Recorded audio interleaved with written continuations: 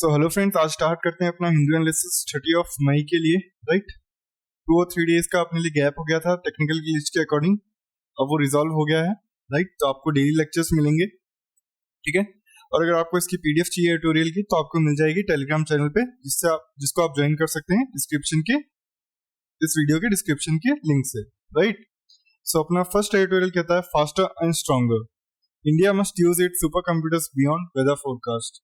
India को अपने super computers use करने चाहिए, सिर्फ वेदर फोरकास्ट के लिए नहीं, काफी अलग अलग चीजों के लिए भी, मतलब लाइक बियॉन्ड माने कि अलग अलग फील्ड्स में भी करनी चाहिए। राइट, सो अपन देख लेते हैं कि सुपर कंप्यूटर होता क्या है। Right, A supercomputer is a computer that performs at or nearly the highest operational rate for computers। मतलब कि क्या है, जो आज अपन कंप्यूटर्स यूज करते हैं वो जो स्पीड पे वर्क करता है उससे हायर स्पीड पे वर्क करता है एक सुपर कंप्यूटर। राइट, देखिए आप हम से पता लगा सकते हैं सुपर कंप्यूटर। राइट, सो देखते हैं। Generally petaflop is a measure of supercomputer processing speed and can be expressed as 1,000 trillion floating point operation per second।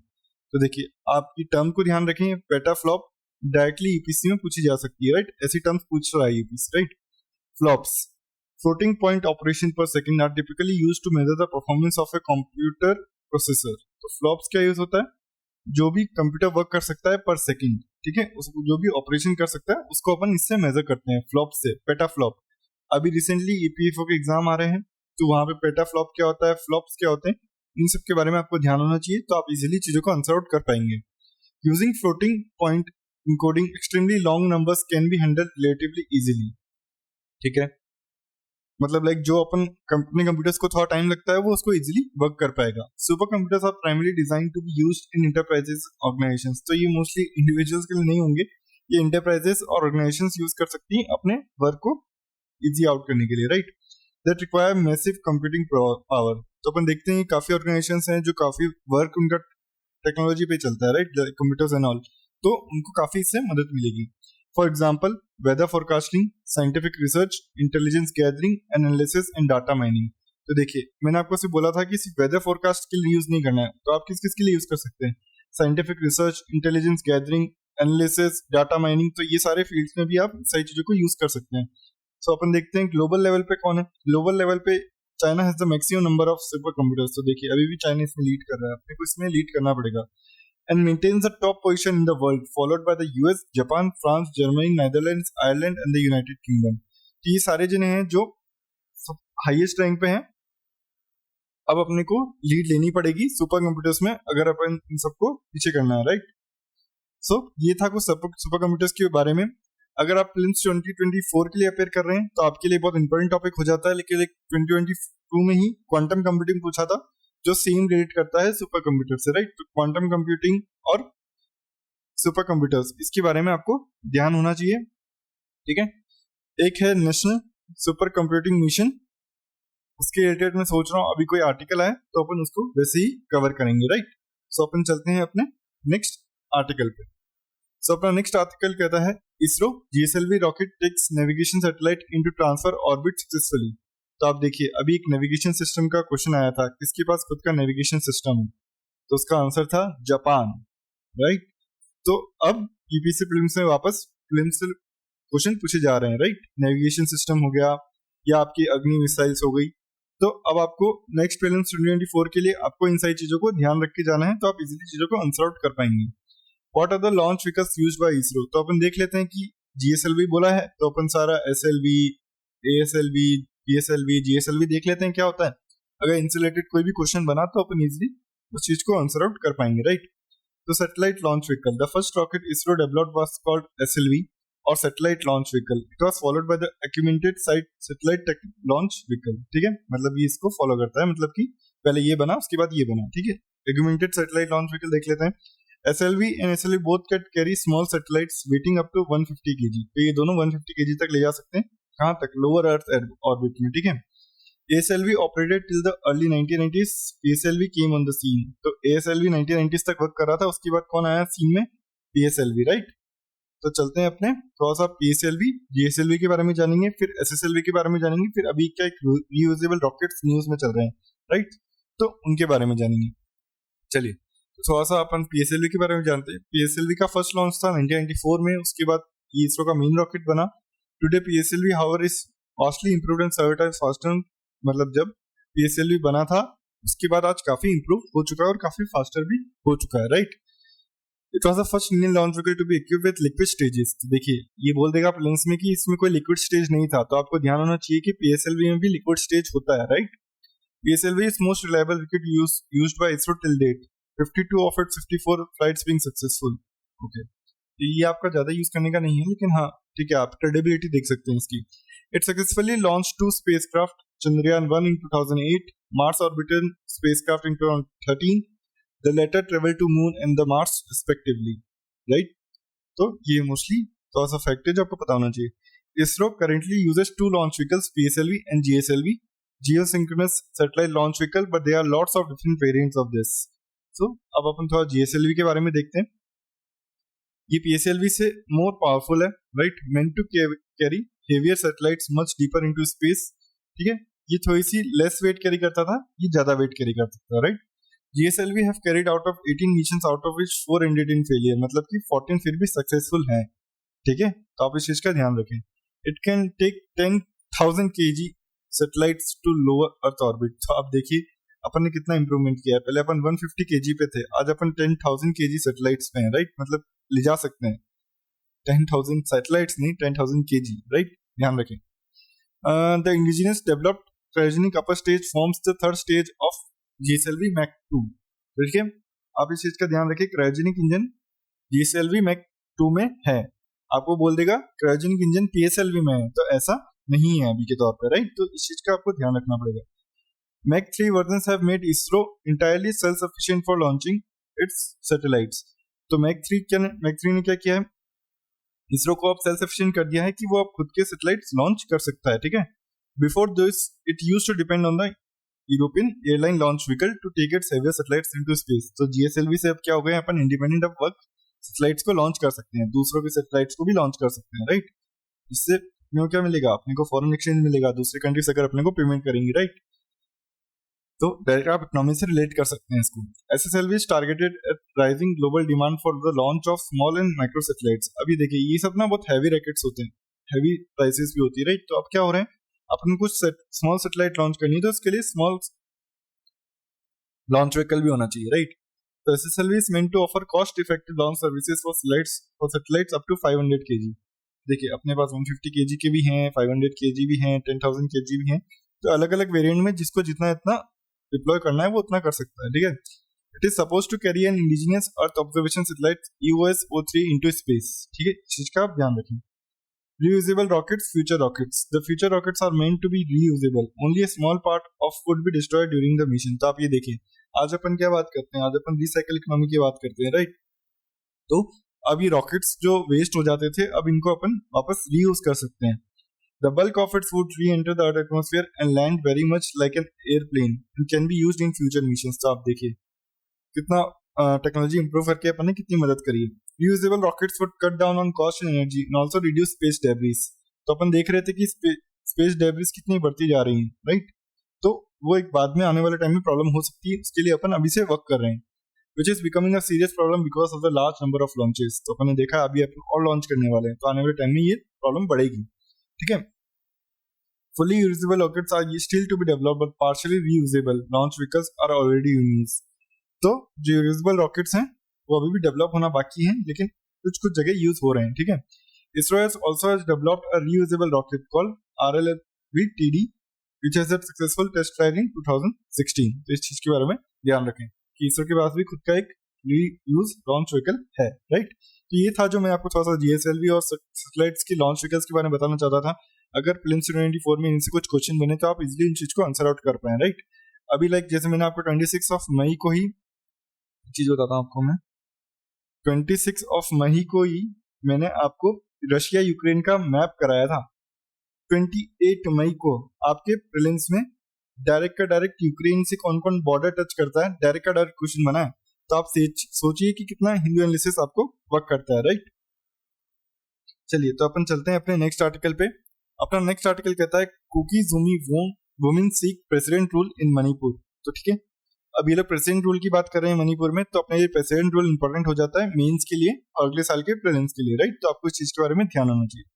तो अपन देखते हैं क्या बोलता है। The president rule in a state, president rule क्या imply करता है? Suspension of the state government in the imposition of direct rule of the centre. तो आपको ये ध्यान होना चाहिए कि सस्पेंशन हो जाता है स्टेट गवर्नमेंट का। ये यूपीएससी प्रीलिम्स में बोल देंगे कि डिसॉल्व हो जाती है स्टेट गवर्नमेंट, तो वो गलत बात है, right. It is also known as state emergency और कॉन्स्टिट्यूशनल इमरजेंसी। इसको स्टेट इमरजेंसी भी कहा जाता है, इसको कॉन्स्टिट्यूशनल इमरजेंसी भी कहा जाता है। आपको इस चीज का ध्यान रखना है, सॉरी गाइस।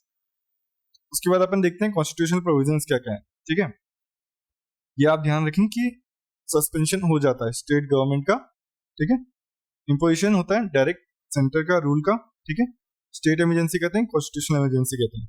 Constitutional provisions क्या है? The present rule is imposed through the invocation of Article 356 of the Constitution by the President on the advice of the Union Council of Ministers. तो present rule किसके advice पे लगता है? 356 Constitution के article के द्वारा, और किसकी एडवाइस होती है? Union council of ministers, right. मतलब काउंसिल ऑफ मिनिस्टर्स को कौन हेड करता है? पीएम।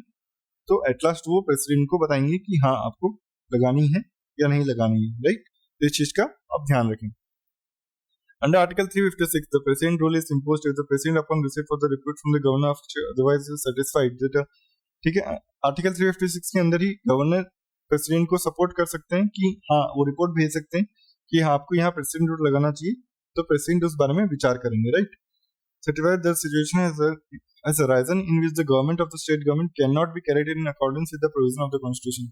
तो गवर्नर को लगता है कि हाँ भाई कॉन्स्टिट्यूशन के अकॉर्डिंग गवर्नमेंट वर्क नहीं कर रही है, तो वो प्रेसिडेंट को बोल देंगे और प्रेसिडेंट रूल लगाने की बारे में विचार कर सकते हैं, राइट। तो ये चीज आपको प्रेसिडेंट रूल के बारे में ध्यान होनी चाहिए, राइट। तो ये इससे रिलेटेड आराम से आपके प्रीलिम्स में क्वेश्चन बनेंगे और आप इजीली उन चीजों को आंसर आउट कर पाएंगे। प्रेसिडेंट रूल से रिलेटेड और इमरजेंसी से रिलेटेड अगर आपको पूरा का पूरा लेक्चर पढ़ना है तो उसका 1 आवर का लेक्चर होगा, जो आप मुझे बता सकते हैं। अगर पढ़ना है तो कमेंट सेक्शन में मैं आपके लिए बना दूंगा, राइट। तो अपन चलते हैं अपने नेक्स्ट टॉपिक पे। सो अपना नेक्स्ट टॉपिक कहता है performance review, how parliament has function till now. तो आज तक पार्लियामेंट ने कैसे फंक्शन किया है उस बारे में बोला गया है, ठीक है। तो 17th Lok Sabha could be the shortest full term Lok Sabha since 1958। तो इस चीज के बारे में ध्यान रखें। धीरे धीरे अपनी यहाँ की जो लोकसभा की जो वो चीज थी, मतलब लाइक जो टाइम वो मिलते थे वो डिक्लाइन हो रहा है, राइट। देखिए जो bills refer to the committees वो भी डिक्लाइन हुई है। तो ये डायरेक्टली आपका मेंस का आंसर है, ये इसको आप डायरेक्टली अपने फैक्ट्स में यूज करेंगे मेंस के आंसर में, राइट। ये देखिए कितना डाउन आया, सब में डाउन है।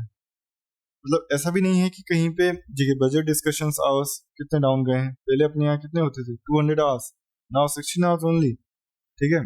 अभी देखिए number of bills passed by the east Lok Sabha, पहले कितने बिल्स होते थे और अब कितने बिल्स हो रहे हैं, राइट। उसके बाद देखिए नंबर ऑफ सिटिंग्स, पहले कितनी हो रही थी आपकी 600 समथिंग, अब 230, right. The bills is refer to the committees, पहले कितने 80% बिल्स रेफर होते थे, अब 20% बिल रेफर होते हैं, राइट। ये देखिए adjournment motions, short duration motions, half hour discussions में कितना कितना डिक्लाइन आया, राइट। पहले कितने सब इंक्रीज पे थे। फिर ये बोलता है days to election of deputy commissioner, deputy speaker, sorry, ठीक है, उसमें थोड़ा सा अपने को इंक्रीज देखा है अपन, ठीक है। तो इस चीज के बारे में आप थोड़ा ध्यान रखें, तो आप इजिली चीजों को आंसर आउट कर पाएंगे आपके मेंस में, ठीक है। आज से अपन मेंस की तैयारी करेंगे अपने 2023 के लिए। जो भी मेंस की तैयारी कर रहे हैं वो हिंदू एनालिसिस देख के अपना आंसर्स लिख सकते हैं, ठीक है। और प्रीलिम्स 2024 के लिए जो प्रिपेयर कर रहे हैं उनके लिए प्रीलिम्स मेंस दोनों की तैयारी होगी, राइट। तो इस चीज का आप ध्यान रखें। चलिए तो अपन अब थोड़ा सा पार्लियामेंट के बारे में जान लेते हैं। तो पार्लियामेंट क्या है? Supreme legislative body. The parliament is the legislative organ of the union government. The parliament of India is the supreme legislative body, ठीक है। तो पार्लियामेंट सुप्रीम बॉडी है, ठीक है, ये आपको ध्यान रखना है, लेकिन कॉन्स्टिट्यूशन से ऊपर नहीं है, ठीक है। इट ऑक्यूपाइज जुडिशरी से भी इंपॉर्टेंट नहीं है, जुडिशरी भी इंडिपेंडेंट है, राइट। तो जुडिशरी से सॉवरेन सुप्रीम नहीं है, राइट, दोनों बराबर पे आते हैं। It occupies a preeminent and central position in the Indian democratic political system. तो इस चीज के बारे में आपको ध्यान होना चाहिए, राइट। चलिए तो due to the adoption of parliamentary form of government, तो दो टाइप के पार्लियामेंट्री फंक्शंस होते हैं, तो पार्लियामेंट्री होता है, एक प्रेसिडेंशियल होता है, राइट। तो अपने यहाँ पे पार्लियामेंट्री सिस्टम में कहां से उठाया अपन ने? ब्रिटेन से, ठीक है। प्रेसिडेंट कहाँ पे है? यूएसए, ठीक है। अपन ने इस चीज को नहीं उठाया, इस चीज के बारे में आप ध्यान रखें। तो कॉन्स्टिट्यूशनल प्रोविजंस क्या हैं जो पार्लियामेंट के बारे में बताते हैं, राइट। तो आर्टिकल 79 टू 122 इस चीज का आपको ध्यान होना चाहिए। आर्टिकल 79 टू 122 पार्लियामेंट के बारे में बात करते हैं। In part 5 of the constitution deals with the organisation, composition, duration, officers, procedures, privileges and the powers of the parliament. ठीक है, तो आर्टिकल 79 से 122 किसके बारे में डील करता है? कंपोजिशन के बारे में बताता है, ड्यूरेशन के बारे में बताता है, officers, procedures, privileges, powers of the parliament, तो ये सारी चीजों के बारे में ये बताता है, राइट। इस चीज के बारे में आप ध्यान रखें। Frame of reference for the parliament, ठीक है, मतलब पार्लियामेंट के लिए एक फ्रेम के तौर पे काम करता है। जैसे देखते हैं क्या है, the framers of the Indian constitution relied on the British pattern for the parliament rather than American pattern. तो मैंने आपको बताया ऊपर ही कि अपन ब्रिटिश पैटर्न पे वर्क करते हैं, ना कि अमेरिकन पैटर्न पे, राइट। तो आपको इस चीज के बारे में ध्यान होना चाहिए जब भी आप पार्लियामेंट के बारे में पढ़ रहे हो, राइट। पार्लियामेंट एक बड़ा टॉपिक है, राइट। इसको कवर करने के लिए आपको मोस्टली 2 आवर्स चाहिए होते हैं। मैं आपके लिए एक इंपॉर्टेंट टॉपिक ले आया कि हाँ, मैंने आपको ये बता सकूं कि आप मेंस में कैसे इस चीज को आंसर आउट कर सकते हैं, और पार्लियामेंट के बारे में आप ये जो मैं आपको इंपॉर्टेंट टॉपिक बता देता हूँ जो आप अपने मेंस के आंसर्स में यूज करेंगे, इसको आप डायरेक्टली यूज कर सकते हैं आपके मेंस में आंसर्स में, राइट। आप बता सकते हैं अपने आप पार्लियामेंट्री फॉर्म ऑफ गवर्नमेंट है, आप सुप्रीम लेजिस्लेटिव बॉडी है, आप अपने पॉइंट्स के आंसर्स में लिख सकते हैं, राइट। तो ये सारी की सारी चीजें आप अपने आंसर्स में यूज कर सकते हैं। आप ये बता सकते हैं कि कौन कौन ऑर्गन है पार्लियामेंट का, लाइक राज्यसभा, लोकसभा, प्रेसिडेंट आते हैं या नहीं आते। जब आप प्रीलिम्स के बारे में पढ़ रहे हैं तो आपको इस चीज के बारे में ध्यान होना चाहिए, ठीक है। प्रीलिम्स में आपको क्वेश्चन बन जाएगा कि कौन कौन पार्ट होता है पार्लियामेंट का, राइट। जैसे कि अपने यहाँ पे प्रेसिडेंट पार्ट होते हैं, लेकिन अमेरिका में पार्लियामेंट के पार्ट प्रेसिडेंट नहीं होते हैं, राइट। तो इस चीज के बारे में आप ध्यान रखें तो आप इजिली चीजों को आंसर आउट कर पाएंगे, राइट। अपन पॉलिटी की भी सीरीज लाने की कोशिश करेंगे जिसमें अपन सारे चैप्टर्स को लाइन बाय लाइन कवर करने की कोशिश करेंगे, लाइक पार्लियामेंट हो गया, like Panchayati Raj and all, सारे के सारे वन टॉपिक्स कवर करेंगे, राइट। लेकिन उसके लिए आपको बताना पड़ेगा कि आपको वो चाहिए या नहीं चाहिए कमेंट सेक्शन में। चलिए, तो अपन चलते हैं अपने नेक्स्ट लास्ट आर्टिकल पे। सो अपना लास्ट आर्टिकल बोलता है the lack of teachers in higher education, ठीक है। So why are faculty shortages a problem, तो मतलब शॉर्टेज क्यों है फैकल्टीज की, वो देखना। What are the 2 main obstacles which stand in a way of finding viable solutions to faculty shortages, ठीक है। In lack of educators really a quantitative problem or does it go beyond that, तो उसके बारे में देखते हैं आज थोड़ा सा। सबसे पहले अपन थोड़ा सा नेशनल एजुकेशन पॉलिसी के बारे में देखते हैं, फिर मैं आपको उसके चैलेंजेस हैं या जो भी आप वे फॉरवर्ड एग्जाम में लिखेंगे वो मैं आपको बताऊंगा, राइट। तो चलिए अपन नेशनल एजुकेशन पॉलिसी जो अपनी 2020 में आई उसके बारे में थोड़ा सा देख लेते हैं। The National Education Policy 2020 aims at making India a global knowledge superpower. It is the only third major revamp of the framework of education in India since independence. So National Education Policy 2020 क्या करती है? ये M करती है India को एक global knowledge super power बनाने की, ठीक है। It is the only third major revamp of the framework, मतलब देखिए अपनी नेशनल एजुकेशन पॉलिसी कई कम बार अडॉप्ट हुई है, राइट। जैसे 1968, 1986, उसके बाद जाके अपन 220 में कर रहे हैं, राइट। तो आप सोचिए अपन ने कितना टाइम बाद जाके इसको वर्क किया है, जबकि एजुकेशन डेली के हिसाब से चेंज हो रही है, राइट। तो अपन को डेली में उसमें इंप्रूवमेंट लाना पड़ेगा। तो ये एक बेटर स्टेप मान सकते हैं अपन towards a better India, right. The 2 early education policies जो मैंने आपको बताया कि कौन से डेट पे लाई गई थी, राइट।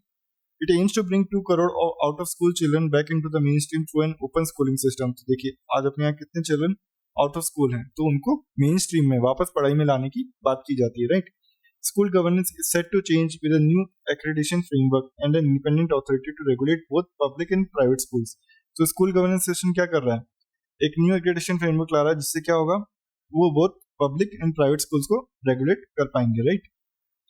मतलब थोड़ा बहुत रेगुलेट कर पाएंगे, जो कि एक इंडिपेंडेंट अथॉरिटी रेगुलेट करेगी, ठीक है। Assessment reforms with 360-degree holistic progress card, tracking student progress, achieving learning outcomes. Vocational education to start from class 6 with internships. तो देखिए 360 डिग्री माने कि सिर्फ आपको अब पढ़ाई पे ध्यान नहीं देना रहेगा, अब आपकी को करिकुलर एक्टिविटीज क्या हैं, आप दूसरे स्किल्स में कैसे हैं, वो सारी की सारी चीजें भी अब वर्क करेगी, राइट। तो इस चीज के बारे में आपको ध्यान रखना है। आपकी प्रोग्रेस कार्ड सिर्फ आप मार्क्स पे नहीं होगी, आपकी दूसरी एक्टिविटीज भी वर्क करेगी, ठीक है। वोकेशनल एजुकेशन अपन देखते हैं, जब भी अपन बात करते हैं कि एजुकेशन कैसी होनी चाहिए तो अपन बोलते हैं कि वोकेशनल एजुकेशन होनी चाहिए। आज अपन बोलते हैं कि इसे अपन रटते हैं, राइट, लेकिन वो नहीं करना है। अब वोकेशनल एजुकेशन कैसे लोगों में पहुंचाई जाए अपन को उसमें भी वर्क करना पड़ेगा, ठीक है। इंटर्नशिप्स के साथ मतलब कि अब आप पढ़ाई के साथ कमाने का भी सोच सकते हैं, राइट। तो इस चीज के बारे में अपनी नेशनल एजुकेशन पॉलिसी अब वर्क कर रही है, राइट।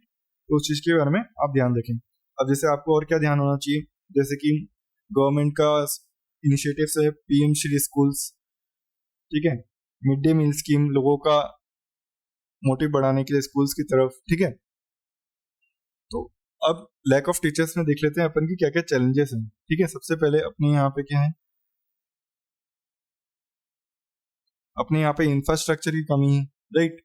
इंफ्रास्ट्रक्चर की कमी होती है तो काफी लोग जो ज्वाइन भी होना चाहते हैं वो ज्वाइन नहीं कर पाते हैं, राइट। जैसे कि फिजिकल डिसेबल्ड पीपल होते हैं वो ज्वाइन नहीं कर पाते हैं, राइट। और काफी जगह तो वॉश बेसिन्स और ये सब भी नहीं होते, टॉयलेट्स वगैरह नहीं होते, राइट, आज भी नहीं है। तो वहां पे काफी जने ज्वाइन करना नहीं चाहते, ठीक है। और फिर क्या है अपने यहाँ प्रॉब्लम ऑफ ब्रेन ड्रेन, मतलब जो हाई पेड टीचर्स होते हैं वो बाहर चले जाते हैं पढ़ाने, राइट।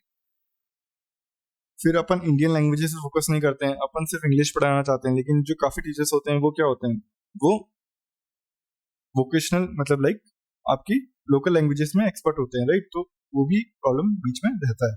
अनअफोर्डेबिलिटी ऑफ द स्कूल्स, ठीक है, काफी बार कई टीचर्स जो डिमांड करते हैं वो अफोर्डेबल नहीं होता है स्कूल्स के लिए, राइट। और दूसरे हायर एजुकेशन के लिए, राइट, जैसे कि अगर आपको इनरोलमेंट कराना है हायर एजुकेशन में तो कई बार अपन पे ही नहीं कर पाते हैं, राइट। तो वो भी एक प्रॉब्लम रहती है। जेंडर इनइक्वालिटी, तो ये सारी जो मैं आपको पॉइंट्स बता रहा हूँ सारे के सारे इंपॉर्टेंट पॉइंट्स है जो आप अपने मेंस के आंसर्स में यूज करेंगे डायरेक्टली, राइट। तो इस चीज का आप ध्यान रखें। तो आज के लिए इतना ही था, मिलते रहेंगे अपन और एडिटोरियल्स के साथ।